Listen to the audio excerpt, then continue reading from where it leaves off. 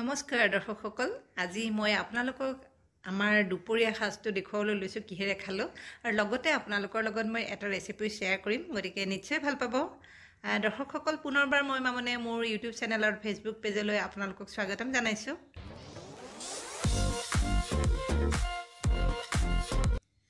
এতিয়া এয়া দেখিছে আপোনালোকে মাছ 4 পিস মই ভাজি আছোঁ আৰু এয়া ডাঙৰ ডাঙৰকৈ কাটিলে এবাৰ মাছ দিয়া লৰাজনে সেইকাৰণে মাজেদি এনেকৈ কাটি দিছিলোঁ কাৰণ নহলে যেতিয়া আঞ্জা বনাও মছলা নিমখবোৰ ভালকৈ নুসুমাই সেইকাৰণে এনেকৈ সৰু সৰুকৈ কাটি দিছিলোঁ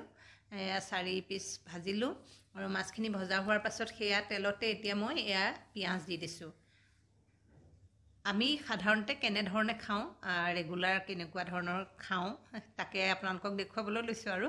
একেবাৰে সাধাৰণভাৱে বনাওঁ মই আপোনালোকে জানে আৰু ইয়া পিঁয়াজখিনি অকমান ৰঙচুৱা হৈলৈকে ভাজি ললোঁ এখিলা তেজপাত টুকুৰা কৰি তাতে দি দিলোঁ আৰু আদা নহৰু অলপ সৰহকৈ দি দিছোঁ এয়া আদা নহৰুটো খুব ভাল ৰেগুলাৰ খাব পাৰিলে জানে আপোনালোকে গতিকে ঠাণ্ডা দিনতো আৰু ভাল পেটটো ভালকৈ ৰাখে গতিকে আদা নহৰুৰ পৰিমাণটো মই দিওঁৱেই যিমানখিনি পাৰোঁ জোখ অনুসৰি হালধি পাউডাৰ জিৰা পাউডাৰ আৰু অকণমান ধনিয়া পাউডাৰো দি দিলোঁ দি জুইটো কম কৰি অকণমান ভাজিছোঁ নহ'লে মছলাখিনি জ্বলি যাব আৰু আঞ্জাখন তিতা হৈ যাব এয়া মোৰ এইখিনি ভাজা হ'ল আৰু এতিয়া মই কাটি থোৱা ফুলকবি আৰু আলুখিনি ইয়াতে দি দিম ফুলকবি আৰু আলু মই প্ৰায় আধা ঘণ্টামান পানীত তিয়াই থৈ দিছিলোঁ নিমখ পানী তেতিয়া তাত থকা পেষ্টিচাইডবিলাকো ওলাই যায় আৰু ফুলকবিৰ ফুলবিলাকৰ মাজত সৰু সৰু পোক থাকে সেইবিলাকো বাহিৰলৈ ওলাই আহে সেইকাৰণে সদায় মই তেনেকৈ থৈ দিওঁ আৰু এতিয়া এইখিনি দিয়েই ভাজি আছোঁ এই সময়ত ফুলকবি আলু আৰু মাছৰ আঞ্জাখনটো সকলোৱে বনাইছে চাগে নহয় জানো গতিকে সেয়ে আৰু আমিও খাইয়ে আছোঁ কেইবাদিনো খালোঁ কিন্তু মই ভাবিলোঁ আজি আৰু ৰেচিপিটো শ্বেয়াৰ কৰি দিওঁ আপোনালোকৰ লগত আৰু এতিয়া সোৱাদ অনুসৰি নিমখ দিলোঁ নিমখ দিয়াৰ পাছত পুনৰ অকণমান ভাজিম আৰু ভাজি ঢাকনি মাৰি দিম যাতে চব্জিত থকা যিটো পানী সেই পানীটো ওলাই শুকাই যায় গতিকে ঢাকনি মাৰি দিম এয়া অকণমান সময় এয়া এই সময়খিনি শাক চব্জি খাবলৈ বিৰাট ভাল একদম ধুনীয়া ধুনীয়া চব্জিবোৰ ওলাই সববোৰ নতুন নতুন আলু চালু সকলোবোৰ ন সেইকাৰণে আঞ্জাবোৰো বহুত টেষ্ট হয় আৰু এয়া ঢাকনি খোলাৰ পিছত আকৌ অকণমান এনেকৈ মই ভাজি আছোঁ দেখিছে এইখিনি আপোনালোকেতো জানেই সকলোৱে জানে কৈছোঁৱে মইনো কেনেকৈ বনালোঁ তাকে দেখুৱাবলৈ লৈছোঁ ঘৰৰে ভোট জলকীয়া এটুকুৰাও দি দিলোঁ আৰু এতিয়া দিছোঁ এয়া পানী অলপমান দিম আৰু যিহেতু জোল কৰি বনাম ভোট জলকীয়া খোৱাৰ দিন এইকেইটাই নহয় জানো আৰু দুদিনমান পিছততো নলগাই হ'ব মোৰ টাবত থকা গছজোপাত এটা দুটাকৈ লাগি আছে সেইকাৰণে খাই থাকিব পাৰিছোঁ আৰু ফুলকবি আলুৰ লগত বিলাহী দিলে মাছৰ আঞ্জাখন খাই আৰু টেষ্ট হয় কিন্তু মই আজি বিলাহী দিয়া নাই কাৰণটো কি আপোনালোকক শেষত জনাই আছোঁ বাৰু আৰু এয়া যিহেতু ঢাকনি মাৰোঁতে সিজিছিলে গতিকে এতিয়া পানী দিয়াৰ পিছত অকণ উতল আহিব দিছোঁ আৰু এতিয়া উতল অহাৰ লগে লগে মই ইয়াতে ভজা মাছখিনি দি দিম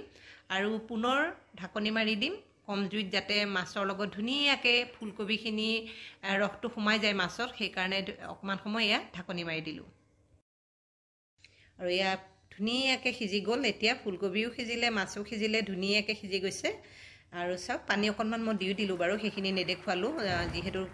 অকণমান জোল বনাইছোঁ আৰু ইয়াত কেঁচা ধনিয়া অলপমান দি দিলোঁ ধনিয়া বেয়া পোৱাসকলে নিদিলেও কথা নাই আৰু অকণমান লাহে লাহে লৰাই দিওঁ নহ'লে মাছখিনি ভাগি যাব কাৰণ মাছখিনি একদম ধুনীয়াকৈ সিজি গৈছেতো